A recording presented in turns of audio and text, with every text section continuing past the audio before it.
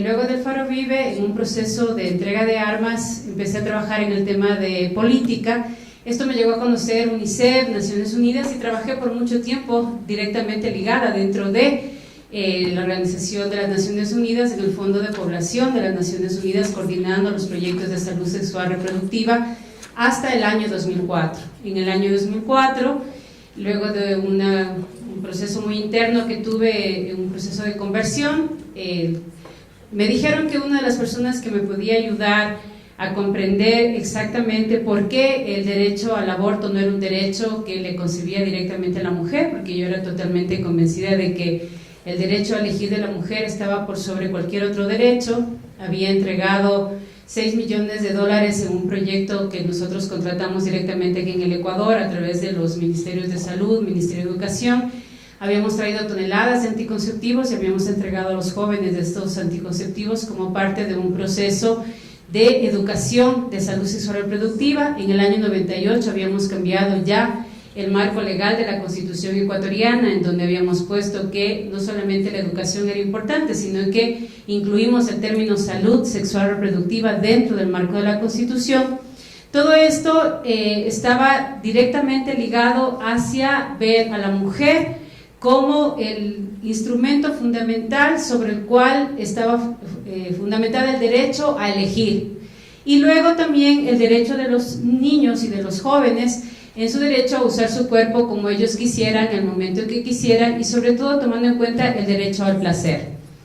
Cuando conocí a Monseñor Larrea, yo le comenté, bueno, en ese tiempo no distinguía a un sacerdote de un obispo ni nada por el estilo. Además, la iglesia para mí era el prototipo del Ku Klux Klan y me había comido todas las historias obscurantistas de la iglesia, y creía que la cruz que traía Ecuador durante más de 500 años era la causante de todos los males que estaban acá.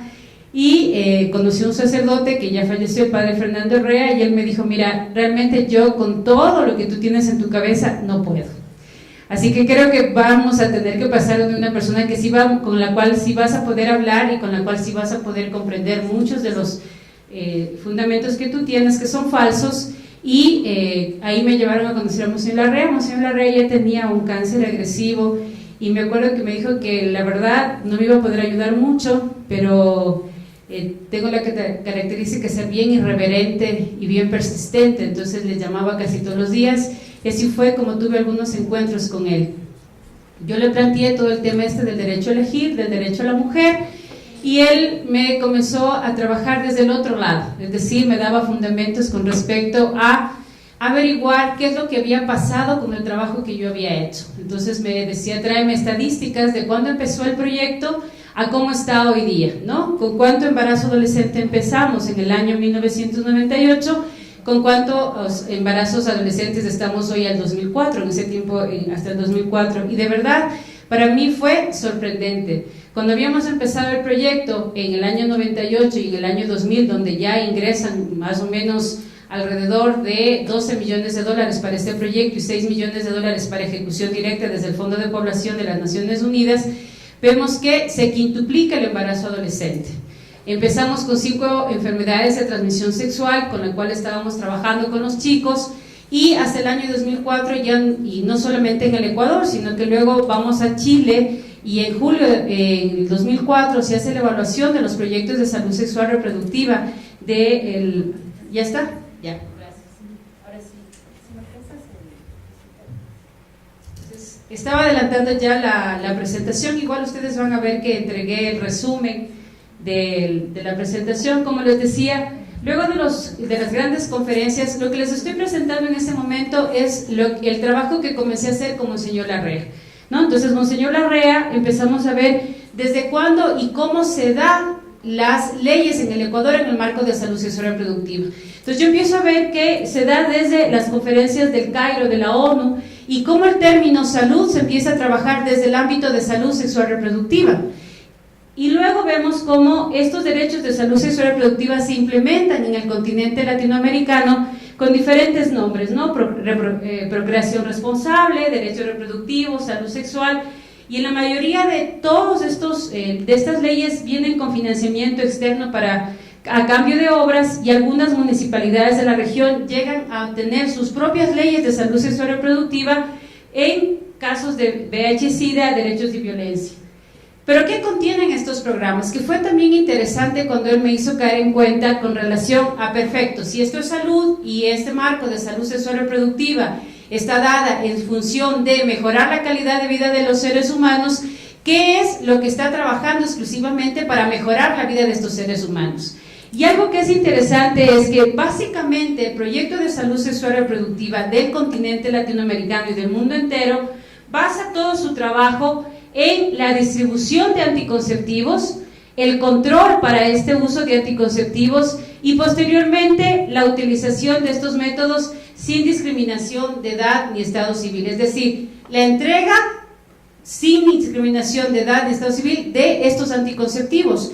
Y lo más increíble es que se los entrega gratis en la escuela y el colegio, es decir, es una muestra gratis, como cuando te entregan una mantequilla en un centro comercial para que la pruebas y luego la uses. Es igual, el Ministerio de Educación lo que hace es te enseña el uso, te dice lo maravilloso que es el producto y luego te entrega una muestra gratis para que lo uses desde que tienes 10, 12 años, garantizándose el uso de este producto por más de 50 años. Luego tenemos que otra de las prebendas que tiene estos proyectos es que no pagan impuestos, vienen directamente desde las farmacéuticas a través de ley hacia los ministerios, y la capacitación al personal de salud, educación y jóvenes en el uso y promoción de los derechos de salud sexual y reproductiva está dado también a través de los jóvenes, es decir, las farmacéuticas con los productos de salud sexual y reproductiva son con los únicos productos con los cuales no gastan ni en distribuidores de médicos ni tampoco en personal para la capacitación de este producto, porque por convenio con los ministerios tienen personal gratuito, procesos de formación pagados por el Estado y entrega de sus productos de una manera totalmente directa al público, es decir, tienen un público enclaustrado. Para más o menos que veamos cuál es el impacto de esto, es como que la Coca-Cola saca una ley en donde dice que la Coca-Cola es imprescindible en la vida de los seres humanos, para lo cual firma un convenio con el Ministerio de Salud y el Ministerio de Educación, enseñan el uso de la Coca-Cola, los tipos de Coca-Colas que hay, pero obviamente le dan todas las características de la Coca-Cola en función de mejorar la calidad, te despierta, te ayuda a ser más ágil, te endulza la vida, te da felicidad, pero no les dicen, por ejemplo, todo el daño que esto puede ocasionar. Es igual con los productos de salud sexual y reproductiva. Te dicen cómo usarlos, el placer que te van a dar, el derecho que tienes de usarlos, pero no te dicen, por ejemplo, que en el caso del SIDA puede llegar a fallar hasta el 40%, que en el caso del virus de papiloma humano y el herpes no tienen ninguna relación porque hay enfermedades de transmisión sexual que se transmiten piel a piel, y así se usen 10 preservativos, igual te van a contagiar. Y en el caso de enfermedades de transmisión sexual por fluido, puedes llegar a tener hasta el 70% de posibilidades de que te contagies por el tamaño del virus o de la bacteria que traspasa el poro del preservativo, que es el más usado en estos casos. Es como que yo les dijera a ustedes, les voy a regalar unos pasajes gratis para que vayan a Miami ida y vuelta.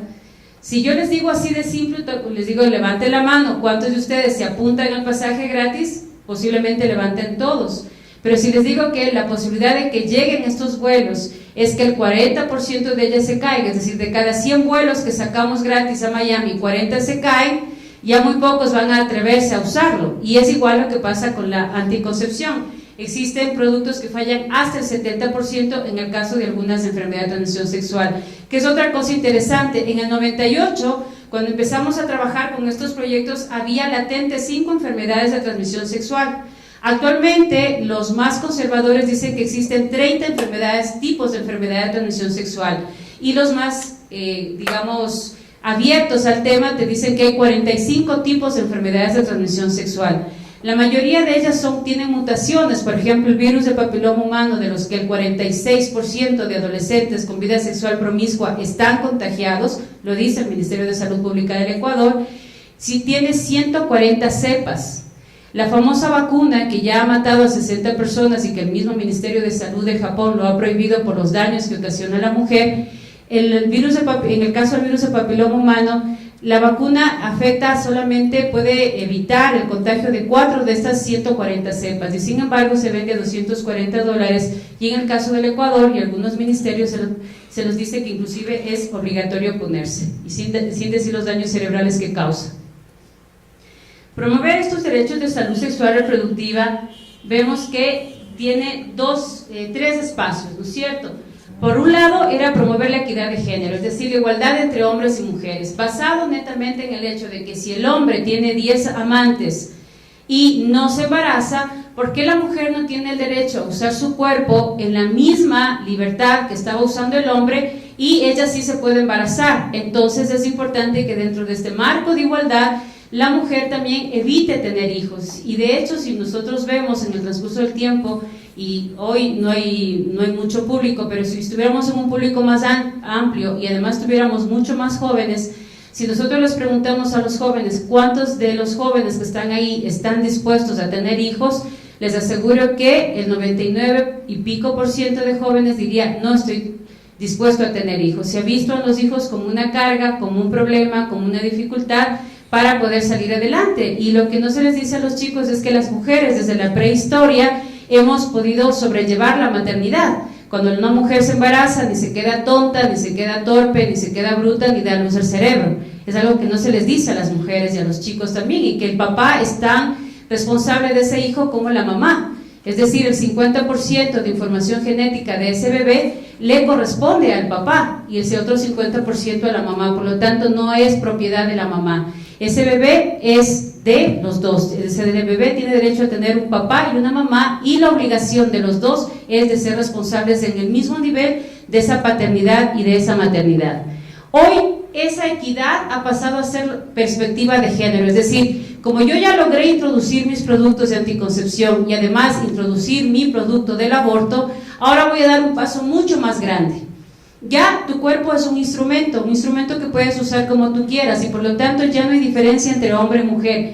Y la perspectiva de género se basa directamente en la libre orientación sexual, es decir, tú tienes la opción de ser homosexual, lesbiana, heterosexual y hoy hay 51 tipos de géneros y ya no solamente esa que estaba estipulada dentro de la Organización Mundial de la Salud y por ejemplo en Nueva York acaban de sacar una ordenanza que tiene hasta $1 millón en multas si es que no se respetan los 31 tipos de géneros que ha establecido legal en el estado, ahí en la ciudad de Nueva York.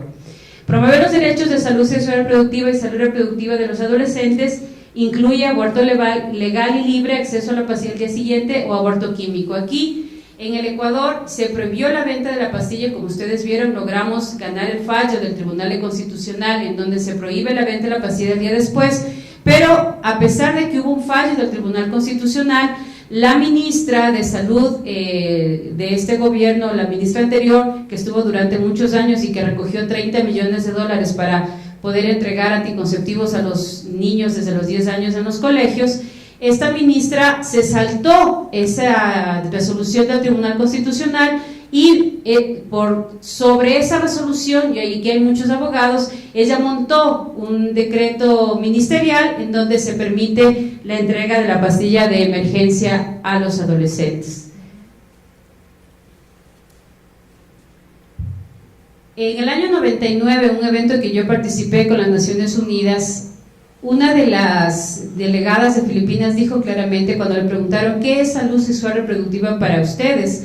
Y ella levantó la mano y dijo, salud sexual reproductiva es una manera de legalizar el aborto para que, es un término que usamos para engañar a los católicos y así poder trabajar en el aborto. Y eso consta en actas en la resolución esa de las Naciones Unidas. ¿Qué sucede luego de aplicar esta ley que es sumamente importante y que ya hace un rato uno de los ponentes decía con relación al aborto, ¿no? El control natal y el uso de anticonceptivos está directamente relacionado con el aborto. ¿Por qué? Porque las mujeres que están usando anticonceptivos ya están dispuestas a no tener hijos.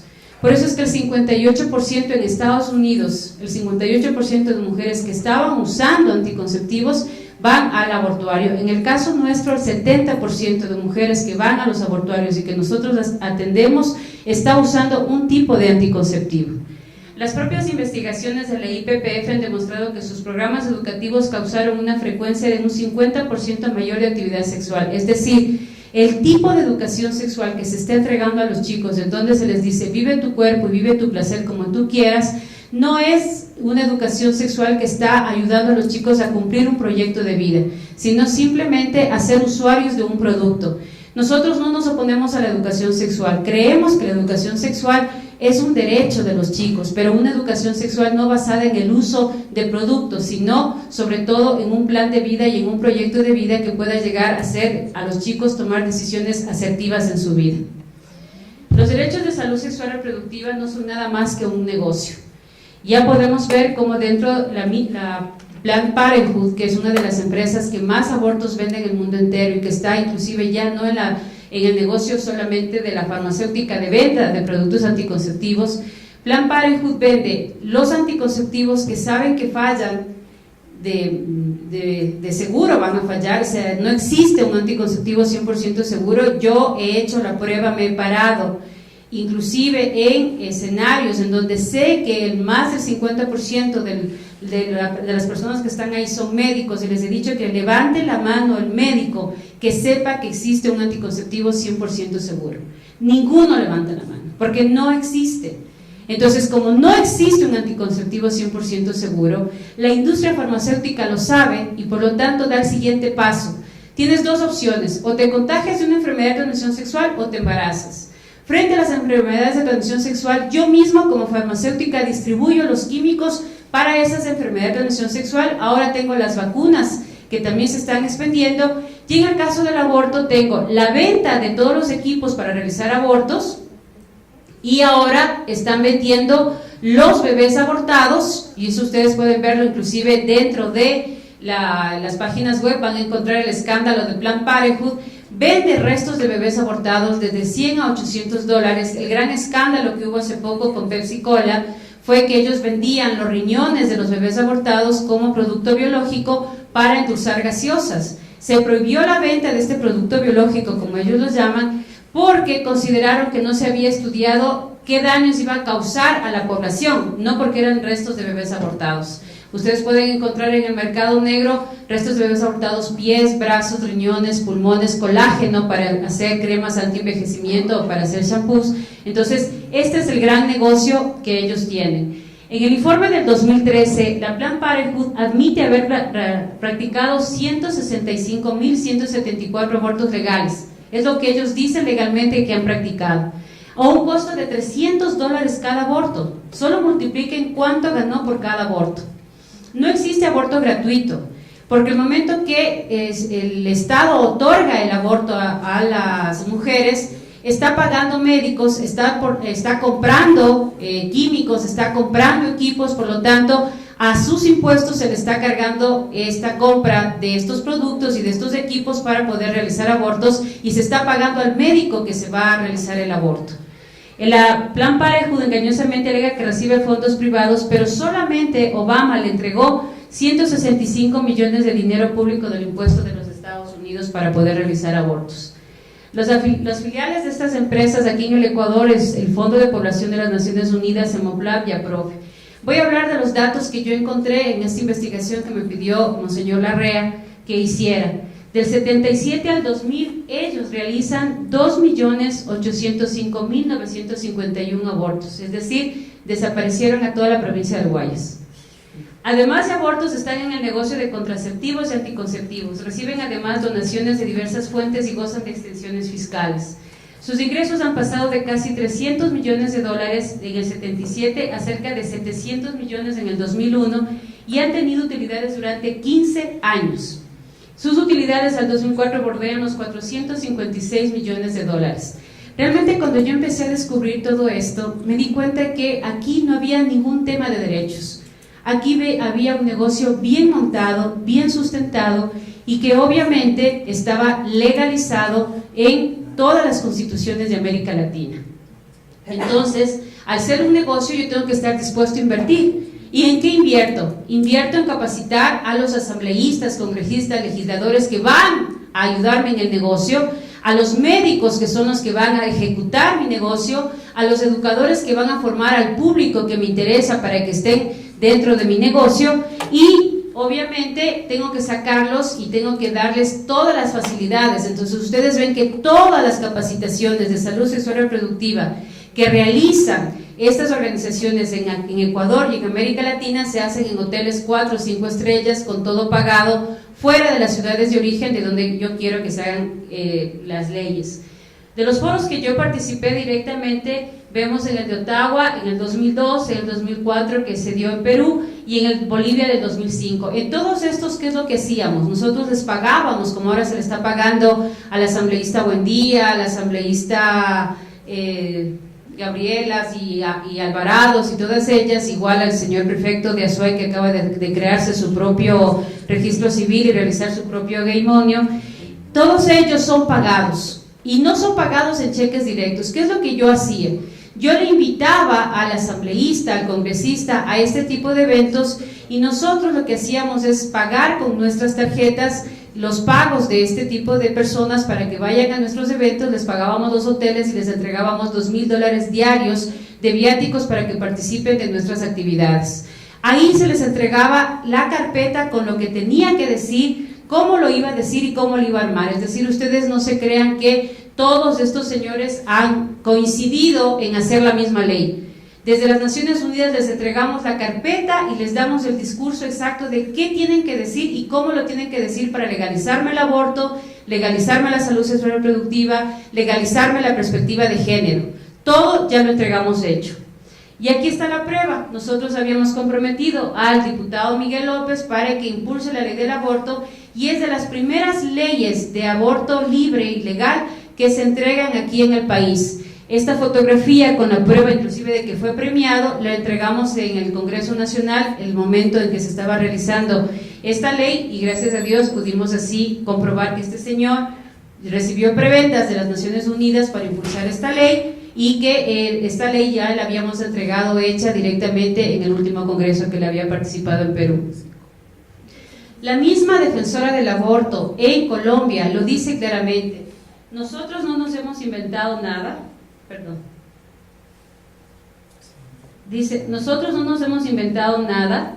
Las grandes organizaciones internacionales de obstetras, la cantidad de organizaciones que son autoridades entre el mundo científico, ellas son los que impulsan todo esto, están siendo respaldadas por ellas. Es decir, nosotros para poder legalizar el aborto no somos más que empleados de estas multinacionales bien pagados, porque lo mínimo que gana un empleado de las Naciones Unidas para poder impulsar esto de una organización internacional. Hoy en el Ecuador, una líder del movimiento feminista que está impulsando legalizar el aborto está ganando mínimo de $10,000 a $12,000 para poder trabajar en el puesto que está e impulsar las leyes que está impulsando, y les garantizo que ha viajado ya por todo el mundo. En este momento el grupo pro aborto y pro ideología de género está en Ginebra pagado por estos fondos internacionales. Y como ya les decía, he impulsado la salud sexual y reproductiva, he impulsado el aborto, entonces ahora me inventé la ideología de género. La ideología de género en donde no solamente busco empoderar a la mujer, sino que ya exista una igualdad entre los dos sexos sin distinción alguna. Liberemos a la mujer de la esclavitud de ser mujer como una entidad distinta al hombre. Entonces, es decir, ¿qué es lo que busco ya? Ya no hay diferencia entre mujer y hombre, yo puedo ser lo que yo quiera. Mi cuerpo es un instrumento al cual yo le puedo mover las veces que quiera, cuando yo quiera, en función de mi deseo, y que la mujer se alce en revolución y se apodere del control de la reproducción. Destruir la maternidad y la familia es el objetivo fundamental de estos grupos, desconstruyendo la sexualidad y el matrimonio a través de la ideología de género. Es decir, ya no soy mujer porque nazco mujer, soy mujer porque quiero, deseo ser mujer. Entonces, si mañana uno de mis compañeros de la mesa decide ser mujer, bienvenido sea, es simple y llanamente que muestre su deseo de hacerlo y listo. Es chistoso, pero es real. Eso es lo que está pasando ahora. Uno se ríe, pero usted puede acercarse hoy al registro civil y decir, ¿sabe qué? Ya no soy mujer, ahora quiero ser hombre, me llamo Periquito Los Palotes, y a partir de este momento ya dejé de ser mujer, dejo de ser mujer y paso a ser hombre. ¿De dónde nace esto? La verdad es que no existe ningún estudio científico, ningún aval de la OMS, absolutamente nada que diga que esto puede ser comprobado de manera científica. Género nace de extrapolar un término gramatical que por una cuestión de construcción gramatical, de sonido, de ritmo, esa es la palabra exacta, de ritmo de la oración, le ponemos un género a las cosas, masculino, femenino y neutro. Entonces, la mesa, el vaso, no tienen características ni femeninas ni masculinas, sino que le he dado una sonorización, le he dado un ritmo para que sea parte rítmica de una oración. Y sin embargo, esto es lo que hemos puesto a los seres humanos. Con esta ideología lo que hemos hecho es traspolar lo que estaba en la literatura a la biología. Entonces tu cuerpo es el campo de batalla y es ahí donde tú decides qué quieres ser. Para esta ideología el género del ser humano se define sin consideración ni sin sexo biológico. Tú eres lo que tú quieras. Toda persona puede construir con autonomía absoluta su propio sexo, psicología o género. Y pasamos del derecho a decidir abortar o no abortar, tener hijos o no tener hijos, a ser mujer o ser hombre. Solo se nos olvidó un pequeño detalle. Las mujeres nacemos con todo el equipo necesario para ser mamás. Y yo me puedo poner bigotes, me puedo poner barba, me puedo poner un montón de hormonas para parecerme hombre, pero si ustedes ven la cara que esta chica tiene, a pesar de todos los bigotes que se ha puesto y todos los músculos que ha hecho frente a la maternidad, es la misma. Es decir, el ser mujer no está en usar o no usar bigote. El ser mujer es la esencia misma de ser mujer. Y Juan Pablo II decía, tu alma es femenina. ¿De dónde nace todo esto? Y esto yo a los jóvenes siempre les digo, investiguen.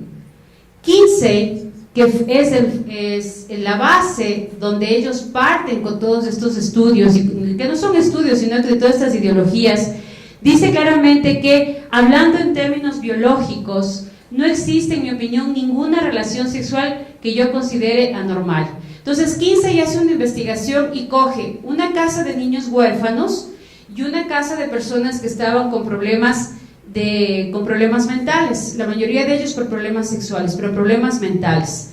Y permite que, en este estudio se le permite a este señor que estos adultos que tenían problemas mentales abusen sexualmente de los niños de 6 meses, 8 meses, 3 años, 4 años, 7 años, tengan relaciones sexuales de estos adultos con estos niños sin distinción entre hombres, entre mujeres, y violan a estos niños. Y lo que este señor dice es que después del tercer, cuarto encuentro sexual entre estos adultos y estos niños, no existe ya un rechazo, sino más bien existe un placer y existe un gusto por parte de los niños en esta relación sexual. Entonces, que no existe ninguna diferencia entre tener 7 años, 8 años, 20 años para iniciar una vida sexual placentera, y que además esta sexualidad placentera tampoco tiene que ver con la biología, sino simple y llanamente con el encuentro sexual. Por lo tanto, puede ser entre hombres y entre mujeres sin distinción de edad. Esto es lo que ha ocasionado que en los textos escolares del Ecuador y de toda América Latina se hable de esta relación sexual desde los 10 años, en donde inclusive el concepto de familia ya no es papá, mamá e hijos, sino es un grupo de personas, adultos, con niños y ancianos que viven en un espacio físico común como la casa. ¿Desde qué edad? Desde los 10 años. En donde no importa el tipo de relaciones sexuales que tengas entre hombres o entre mujeres, y que estas diferencias no tienen su origen en lo biológico, son aprendidas en nuestra familia y el medio social. Es decir, ustedes olvídense de su aparato genital, olvídense de su pensamiento masculino y de su pensamiento femenino. Ustedes pueden ser lo que ustedes quieran, cuando ustedes quieran, en donde ustedes quieran y en el momento que ustedes lo decidan. Eso les dicen a nuestros hijos a los 10 años en la escuela y en el colegio. Se les presenta imágenes como este texto escolar, en donde se les dice claramente que son autónomos de decidir su sexualidad, y se les presenta imágenes inclusive de cómo mantener relaciones sexuales entre mujeres, entre hombres, entre adultos y entre niños para que sean menos dolorosas. Se les habla del derecho a elegir si quieren o no quieren ser mamás, no importa antes del embarazo, porque si ustedes se dan cuenta, esta señora está embarazada. Entonces se le dice claramente que tiene derecho a decidir seguir o no seguir con ese embarazo, es decir, si quiere o no quiere abortar. ¿Qué es lo que pasa con todo esto? Si yo rompo la identidad biológica y rompo la identidad sexual, ya si no hay varón ni mujer, ninguna forma de unión sexual es mejor que otra, porque todo da igual. Lo importante es que a ti te dé placer, que tú decidas hacerlo y que además a ti te parezca que está bien. No importa tu biología, no importa absolutamente nada. Lo que importa es tu placer. Si ninguna expresión sexual es buena o mala, siempre y cuando sea consentida, todo va a estar bien. Y con esta igualdad o identidad pierde sentido el matrimonio entre un hombre y una mujer, porque si ya todo da igual, entonces da igual. Chesterton lo dice maravillosamente cuando dice, si ya nada está mal, si ya nada está bien o mal, entonces todo está bien, ¿no? Entonces así de simple, entonces ya todo da igual y todo estará bien en función de lo que yo quiera. Pero se olvidan de que sin matrimonio no existe familia y sin familia se acaba la sociedad. Y ellos hablan de la familia como un derecho, y aquí hay que aclararlo, la familia no es un derecho, la familia es una institución que el Estado está obligada a cuidar y a salvaguardar. La homosexualidad no es un derecho, es una forma de actividad sexual que el Estado no la puede regular, es decir, yo no me puedo meter en la cama de nadie a regular cómo vive y lo que hace en su cama, pero es diferente a que esa forma de vida la legalicen y la difundan como si fuera algo normal y como si fuera además una ley y un derecho, porque no existe un derecho a tal cosa. Además, la perspectiva de género lo que ha hecho es que si ya no hay diferencia entre un hombre y una mujer y todas las relaciones son iguales, entonces hoy hay un avance de esta ideología de género. En la India se acaba de legalizar un matrimonio entre esta chica y su perro porque se dio cuenta que le ama y que además está dispuesta a vivir toda la vida con él. Igual en Inglaterra decidió esta entrenadora de delfines casarse con su delfín porque no existe placer sexual más grande que estar junto a él. Y ahora ya no solamente existe la perspectiva de género entre hombre y mujer, sino que ahora este señor de 56 años con 6 hijos que era casado, un día se dio cuenta que era una niña de 4 años y que además todo su pasado quedaba olvidado, fue declarada en abandono, el Estado Canadá le aceptó esa perspectiva de género y ahora existe la transedad, ella fue declarada en abandono, se le entregó en adopción y ahora vive con sus nuevos papás como niña de 4 años.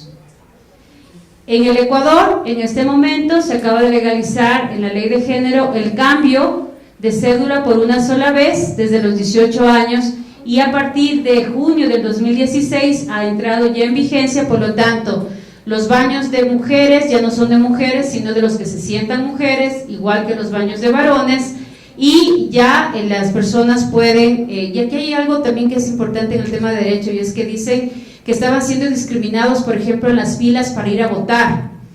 Ahí lo que se están olvidando es que el derecho es a votar, no el derecho a qué fila voy a votar. Entonces ahora ellos pueden votar en la fila que quieran, como se sientan. Si se siente mujer y le toca estar en la fila elige estar en la fila de mujeres, entonces si yo veo